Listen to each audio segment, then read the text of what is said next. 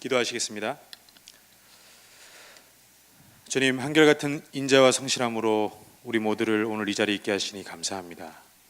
또한 주님 보시기에 푸른 초장 어린 양 같은 충신교회에 저를 인도하여 주시고 귀한 주님의 권속들과 함께 울고 웃고 같이 살며 주님의 사랑 나누게 하시니 감사합니다. 헤아릴 수 없는 주님의 섭리와 사랑으로 우리가 이 자리에 함께 또한 주님 바라봅니다. 말씀하여 주시고 우리를 안아 주옵소서. 성령님, 이 시간 임재하여 주셔서 부족한 종의 설교가 주님의 음성으로 들려지게 하시고 부족한 종의 입술을 사용하시어서 말씀하여 주옵소서. 예수님의 이름으로 기도합니다. 아멘. 아멘. 네, 부임 설교라서 가뜩이나 부담되고 긴장되는데 교회 주보와 오늘 예배 광고 시간도 그렇고 방금 전에 목사님도 인사 소개해 주시는 멘트도 그렇고 네, 계속 관심과 사랑을 주셔서 감사합니다. 네. 목사님께 여쭤보니까 이게 우리 교회 전통이라 그러더라고요. 이래 부임 설교에 대해서 이렇게 주보에 놓고 이렇게 강조하시는 분위기가. 네, 여튼 참 많이 긴장되고 떨리는 게 사실이고요. 주님께서 부족한 종의 모습 가려주시고 오늘 이 시간에 주신 주님의 말씀과 주님만이 드러나기를 간절히 바라봅니다. 빌립보서는 바울이 감옥에서 쓴 편지입니다. 바울이 감옥에서 쓴 편지라고 해서 옥중서신이라고 하죠. 바울이 감옥에서 쓴 옥중서신은 총 4개 편지로 알려져 있는데 그중 하나가 빌립보서입니다. 빌립보서에는 별명이 하나 있는데 바로 기쁨의 서신이라는 별명이 있죠. 빌립보서에는 유난히 기쁨, 기뻐한다, 또 기뻐하라 이런 기쁨이라는 단어가 눈에 띄게 많이 사용되고 빌립보서 곳곳에 또 바울의 마음도 기쁨에 벅차 있는 것을 발견하게 됩니다. 그래서 사람들은 이 빌립보서를 기쁨의 서신이라고 부릅니다. 가만히 보면 빌립보서는 참 신기하고 이해가 되지 않는 책입니다. 옥중서신, 그러니까 감옥에서 쓴 책이 어떻게 기쁨의 서신이 될 수 있나. 또 지금 바울 자신이 감옥에 갇혀 있으면서 감옥 밖에서 자유롭게 살아가는 빌립보 교회 사람들에게 잘한다, 잘하고 있어 이렇게 격려도 하고 또 기뻐하라라고 말하는 것이 상식적으로 우리가 이해가 되지 않습니다. 하지만 여러분, 본래 신앙이라는 것이 그렇게 상식적이지는 않습니다. 상식으로 이해하고 계산하고 행동하는 것이 우리의 신앙이 아니죠. 물론 상식적으로 당연한 결과도 우리에게 주어지지만 많은 부분 상식 밖의 것을 하나님은 요구하시기도 하십니다. 하나님의 뜻을 우리는 잘 이해하지 못할 때가 많죠. 하지만 우리에게 은혜가 주어지고 믿음의 눈이 열리는 순간 어떻게 됩니까? 상식과 이해 너머의 세계가 열리게 되는 거죠. 우리의 생각이 얼마나 좁고 어리석었는지를 우리는 알게 됩니다. 그리고 우리는 더 큰 하나님을 만나게 되고 알게 되고 그 크신 하나님의 사랑과 계획을 찬양할 수밖에 없는 거죠. 오늘 주님께서 우리에게 믿음의 눈을 열어주셔서 우리 상식으로는 이해할 수 없는 믿음의 세계와 하나님 나라의 비밀을 볼 수 있는 은혜를 우리에게 주시기를 축복합니다. 빌립보서를 읽어보았을 때 바울의 기쁨의 이유는 2가지입니다. 하나는 바울 외부에 있는 이유고 또 다른 하나는 바울 안에 있는 바울 자신 개인의 이유였습니다. 외부적인 이유는 자신의 편지를 읽는 대상, 그런 수신자인 빌립보 교인들 때문이었습니다. 바울에게 이 빌립보 교회는 이 빌립보 교회의 사람들은 눈에 넣어도 아프지 않을 만한 굉장히 아끼고 사랑하는 존재들이었어요. 바울이 선교 여행을 할 때 빌립보 교회의 성도들은 여러 번 재정을 후원한 유일한 교회였습니다. 그리고 빌립보 교인들이 얼마나 아름답게 신앙생활을 하는지 또 한 해 한 해 그들의 신앙이 얼마나 부쩍부쩍 자라는지 그 소문이 들려질 때마다 바울에게는 그만큼 큰 위로와 또 힘이 되는 것이 없었어요. 그것이 바로 바울의 바울에게 그런 존재가 바로 빌립보 교회였다는 거예요. 이런 빌립보 교회의 모습이 바울의 기쁨의 외부적인 요인이었다면 바울의 기쁨의 내부적인 요인, 바울 개인에게 있었던 이유는 바로 자족의 비결이었습니다. 자족. 여러분, 우리 빌립보서 이 본문을 얼마나 많이 들어왔어요. 큐티도 하고 설교도 듣고 수없이 이 본문을 읽어왔죠. 제가 알기로 권호희 전사님이 얼마 전까지도 빌립보서를 강의해 주셨고요, 그렇죠? 그럴 때마다 우리 이렇게 생각합니다. 아, 바울은 어떤 순간에도 자족했구나. 아, 감사하고 기뻐했구나. 아, 그래, 그럼 나도 자족해야지. 내일부터 자족하는 삶을 살아야겠어. 이렇게 깨닫고 결심한 우리 충신교회 성도님들 많이 있죠. 하지만 여러분, 우리의 신앙이 제자리인 이유가 바로 여기 있어요. 우리가 착각하는 것이 있는데 그게 뭐냐면 우리는 우리 자신이 생각한 대로 살 수 있는 그런 대단한 사람이라고 생각을 해요.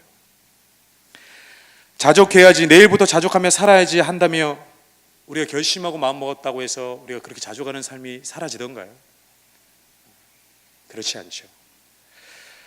여러분, 우리는 그렇게 의지가 강한 사람들이 아니에요. 우리에겐 그런 능력이 없어요. 우리는 이것을 솔직하게 인정해야 돼요. 그러니 우리는 질문해 봐야죠. 겸손하게 정직하게 질문해 봐야 됩니다. 그럼 바울이 말하는 이 자족은 뭔가? 그럼 난 어떻게 자족하는 삶을 살 수 있는가? 어떻게? 우리 다시 한번 물음표를 던져봐야 됩니다. 바울이 말하는 자족은 쉽게 말해서 이런 거예요. 돈이 없어도 괜찮다. 돈이 있어도 괜찮다. 배가 고파도 괜찮고 배가 불러도 괜찮다. 오늘 우리의 현실을 비춰보면 이런 말이요. 집이 없어도 괜찮다. 괜찮나요? 전세여도 괜찮다. 집이 작아도 괜찮다. 집 산다고 전세 대출 받아도 괜찮다. 자녀가 수능을 망쳐도 괜찮다. 네. 재수해도 괜찮다. 심지어 자녀에게 무슨 일이 생겨도 괜찮다. 사업을 망해도 괜찮다. 직장에서 잘려도 괜찮다. 또 직업을 못 구해도 괜찮다. 마지막으로 교회에서 누가 날 알아주지 않아도 괜찮고 회사에서 누군가 날 무시해도 괜찮다. 쉽게 말해서 이렇게 강대상에서 할 말은 아니지만 쪽팔려도 괜찮다는 거예요. 이것이 쉽게 말해서 바울이 말하는 자족이겠죠. 여러분, 우리는 환경의 지배를 받으며 살아가요. 우리는 주변 환경 상황들에 매여 있어요. 그것 때문에 자유롭지가 않아요. 우리 마음과 영혼은 나 바깥의 환경과 상황에 치명적인 지배를 받고 있어요. 무언가 있어야 될 게 있어야지 행복하고 없으면 행복하지 않죠. 문제가 해결돼야지, 잘 풀려야지 두 발 벗고 잠을 잘 수가 있어요. 문제가 해결되지 않고 일이 꼬이고 해결될 가망성이 없어 보이고 일이 길어지면 불안하고 기도조차 되지 않고 심지어는 몸이 상하기까지 합니다. 우리는 환경, 즉 우리 밖의 외부적인 요인들의 지배를 받고 있어요. 우린 자유롭지가 않아요. 그러니까 우리에게 빌립보서가 이해가 되지 않는 거죠. 바울이 이해가 되지 않을 수밖에 없어요. 옥에 갇히고 배고프고 무시당하고 쪽팔리면은 절대 기뻐할 수가 없는데 그것이 정상인데 바울은 기뻐한단 말이에요. 우리의 상식 밖이라는 거죠. 왜일까요? 바울은 어떻게 도대체 기뻐할 수 없는 상황에서 우리와는 달리 기뻐할 수가 있는 걸까요? 바울이 말하는 자족은 도대체 뭐길래 바울은 우리와 전혀 다른 삶을 살아갈 수가 있을까요?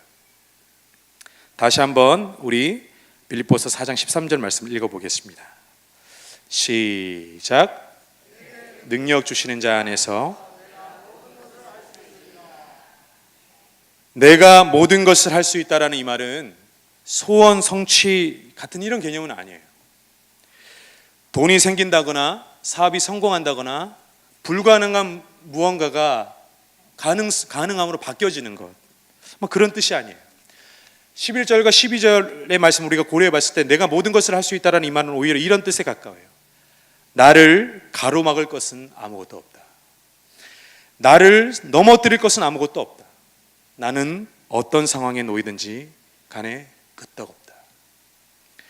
이게 내가 모든 것을 할 수 있다라는 바울의 고백의 진이에요. 따라서 바울이 말한 자족은 사실 자유에 가까워요.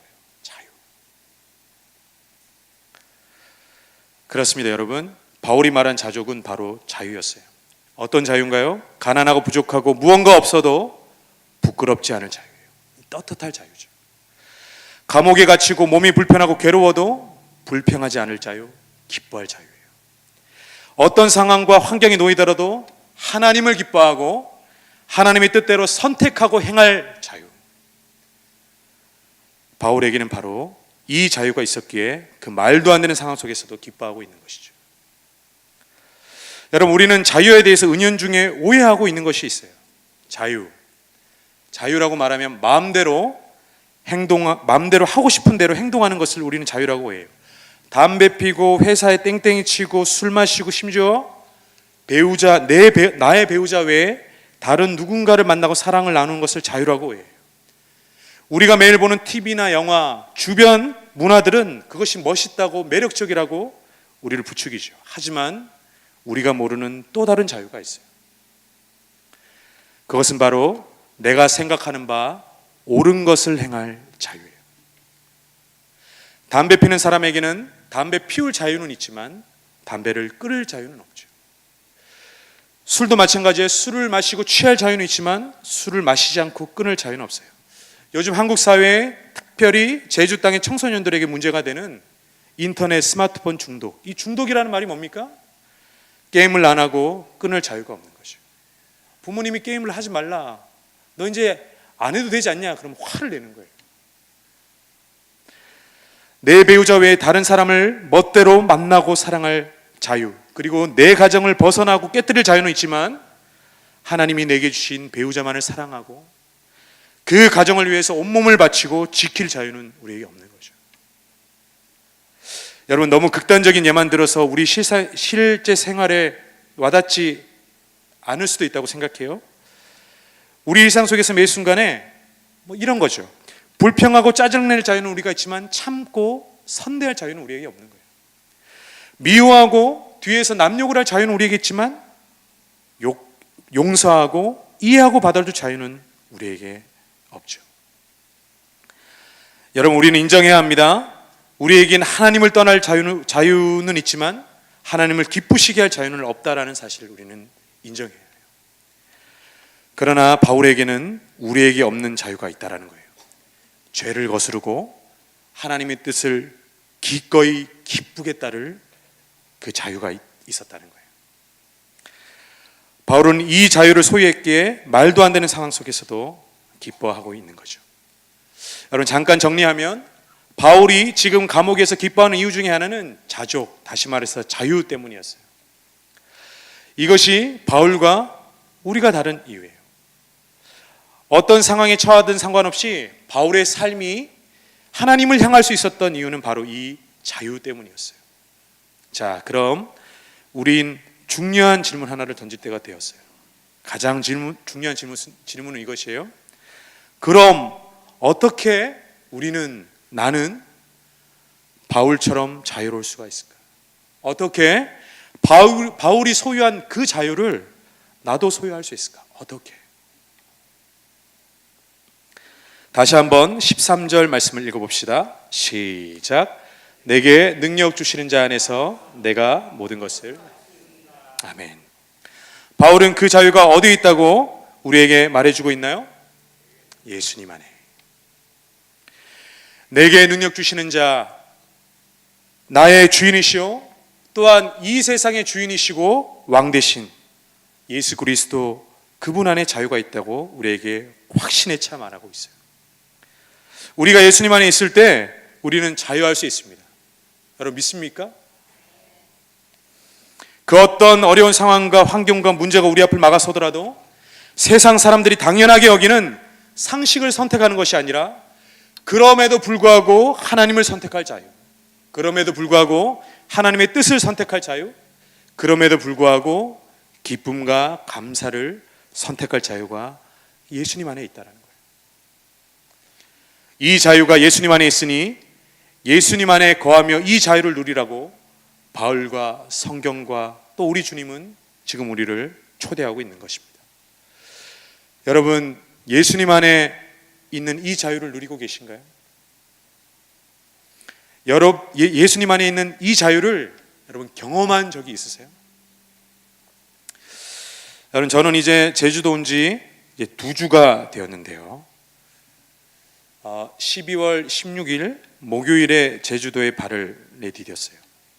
본래 제 전임자였던 허 목사님, 허 목사님이 제가 도착한 날 다음 날, 그러니까 제가 16일에 도착했어요. 17일 날에 그 업무를 인수인계 해주겠다고 이제 17일을 보자고 했거든요. 근데 갑자기 연락 와서는 다음 날 17일에 자기 스케줄이 생겼다고 제가 도착한 16일에 보자고 하는 거예요. 그것도 11시에.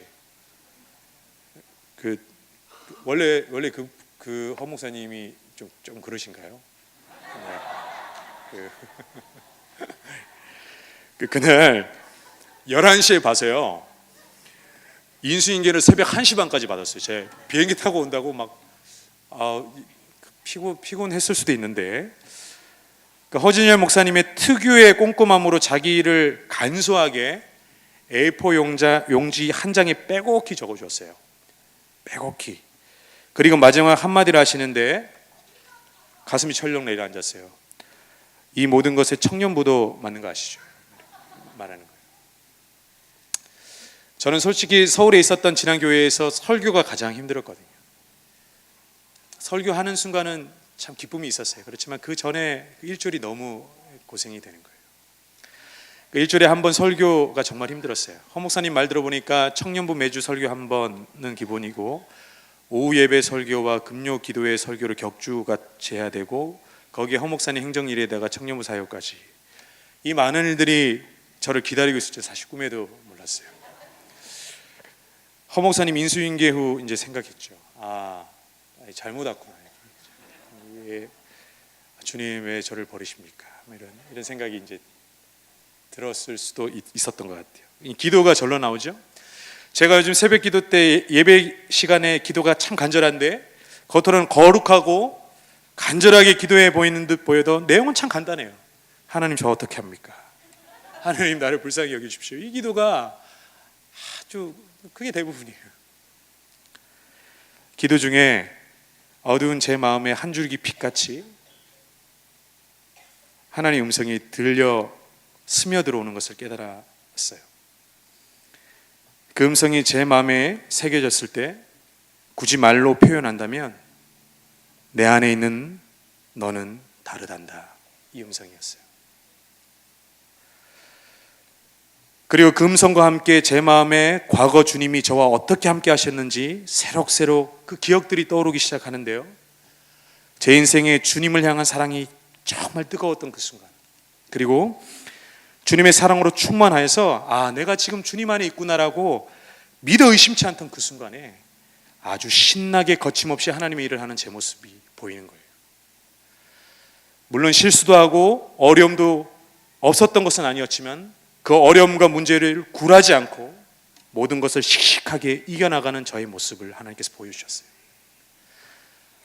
그래 봐, 내 안에 있을 때 너는 다르지 않니? 내 안에 있을 때 너는 늘 할 수 있었지 않니? 이 음성이 들려주는 순간 알 수 없는 자신감과 담대함이 내 내면 깊은 곳에서부터 솟구쳐 오르는 것을 경험했어요. 그래, 주님 안에 있으면 되겠구나. 주님 안에 있는 나에게 딴 것이 있으랴. 이 찬양의 고백이 우리 가운데, 제 가운데 터져 나오기 시작했어요. 동시에 사랑하는 제주 충신교회 여러분들의 삶도 저와 다를 바 없음을 또한 보게 되었어요. 한 해를 어렵게 보내고 새해를 맞이하지만 여전히 그대로인 현실의 문제 앞에서 소망과 기대보다는 한숨과 두려움이 앞서는 분들이 여기 분명히 있을 것 같아요. 또다시 연세를 마련해야 되고 애들은 무슨 돈으로 교육시키고 또 한 해를 어떻게 버티며 살아가야 하나 막막한 분들도 있을 것 같습니다. 그런데 여러분, 바울이 말하는 바 우리를 다시 거침없게 하시고 그럼에도 불구하고 견디게 하시고 결국에 우리로 기뻐하게 하실 예수 그리스도를 바라봅시다. 바울을 자유케 하시고 그 어떤 상황과 환경 속에서도 자유케 하시고 승리케 하신 주님이 또한 저에게 내 안에 있을 때 너는 다르지 않니? 이 말씀하신 그 주님이 여러분의 하나님 되심을 또한 믿으셨으면 좋겠어요. 말씀을 맺을까 합니다. 이제 우리는 마지막 질문 하나를 던져야 해요. 우리 스스로에게 정직하게 진실한 질문을 던져보아야 합니다. 나는 지금 예수님 안에 있는가? 사랑하는 여러분, 여러분은 지금 예수님 안에 있습니까? 진짜 그러합니까? 요한복음 15장 5절에는 주님이 이렇게 말씀하세요. 나는 포도나무요 너희는 가지니 저가 내 안에 내가 저 안에 있으면 이 사람은 과실을 많이 맺나니 나를 떠나서는 아무것도 할 수 없습니다. 저가 내 안에 내가 저 안에 있으면 과실을 많이 맺나니 주님 안에 있는 사람에게는 열매가 많이 맺힌다라고 말씀하고 계세요. 어떤 열매입니까? 인격의 열매예요. 성령의 열매고 사랑의 열매예요. 바로 예수님을 닮아가는 열매죠. 또한 그 열매는 하나님 나라 그 자체예요. 하나님 나라가 나의 삶을 통해서 이 땅에 어떻게 보여지는지, 또 나를 통해서 나의 가족과 직장 동료, 교회 사람들, 이웃들에게 하나님의 사랑과 그 다스리심이 경험되어지는 그 열매, 그 열매가 맺혀진다고 요한복음 15장의 말씀 우리에게 말씀해 주고 있어요. 여러분, 올해 2017년 주님의 몸된 제 충신교회 한 사람 한 사람에게 주신 말씀이 뭡니까? 충신이여 의의 무기로 하나님께 드리라. 그리하면 충신이여 의의 열매를 취하리라 아닙니까? 여러분, 성경이 말하는 바 의는 하나님과의 올바른 관계를 뜻해요. 어제 오늘 담임 목사님께서 그렇게 강조했던 말씀 여러분 기억하시나요? 의는 관계라고 말씀하셨죠? 나아가 그 관계 속에서 약속된 복을 누리는 상태를 의라고 말해요. 성경에서 말하는 의인은 누구입니까? 하나님과의 올바른 관계를 맺으며 살아가는 사람을 뜻해요. 하나님과의 올바른 관계 안에서, 즉 오늘 말씀대로 달리 표현하자면 매일 하나님 안에서, 예수 그리스도 안에서 주님과 동행하면서 하나님 나라를 누리며 살아가는 사람, 그 사람이 바로 의인인 것이죠. 우리가 하나님 안에 거할 때, 예수 그리스도 안에 거할 때 우리는 의의 무게가 될 수밖에 없어요. 우리가 하나님 안에 거하고 예수님 안에 거할 때 우리의 삶에는 의의 열매가 맺힐 수밖에 없다는 것을 여러분 믿으시길 바랍니다. 여러분, 매주 예배 시간을 비롯해서 우리 개인이 갖는 경건의 시간, 큐티 시간, 또 믿음의 동역자들과 삶을 나누는 수모임 시간은 내가 하나님 안에 있는지 없는지를 점검하고 하나님과의 관계가 새로워지는 시간이에요. 여러분, 하나님과 우리의 관계에서 문제는 우리에게 있어요. 하나님께 있지 않아요. 왜냐하면 하나님은 늘 한결같거든요. 늘 사랑으로 우리를 기다리고 계시고 그분은 우리 아버지시거든요. 하나님께는 문제가 없어요. 우리에게 문제가 있죠. 하나님이 우리 아버지시고 우리는 하나님의 자녀인데 자녀가 아버지 품에 안기는 것이 뭐가 그렇게 어려운 일일까요? 하나님 안에 거하는 것은 그렇게 어려운 일이 아니에요. 그냥 안기면 되고 부르짖으면 되고 주님께로 돌아서면 됩니다. 오늘 2016년을 뒤로하고 주님이 허락하신 2017년의 첫날, 주님 앞에 서 있는 저와 여러분이 나의 능력 되시는 주님 안에 늘 거하면서 하나님의 의의 무기가 되어서 하나님 나라를 위해 쓰임받고 삶 속에서 하나님이 기뻐하시는 의의 열매를 취하면서 주님 주신 자유와 기쁨을 누리며 승리하는 삶을 살아가기를 주님의 이름으로 축복합니다. 기도하시겠습니다. 주님, 우리가 주님 안에 있을 때 참으로 자유하고 참으로 기쁘며 참으로 많은 의의 열매를 맺음을 우리가 믿음으로 바라봅니다. 한결같고 변함없는 사랑으로 오늘도 우리를 주님 안으로 초대하여 주시니 감사합니다. 주님께서 이미 내 안에 계시듯 나도 우리 주님 안에 더하게 하여 주시옵소서. 예수 그리스도의 이름으로 기도합니다. 아멘.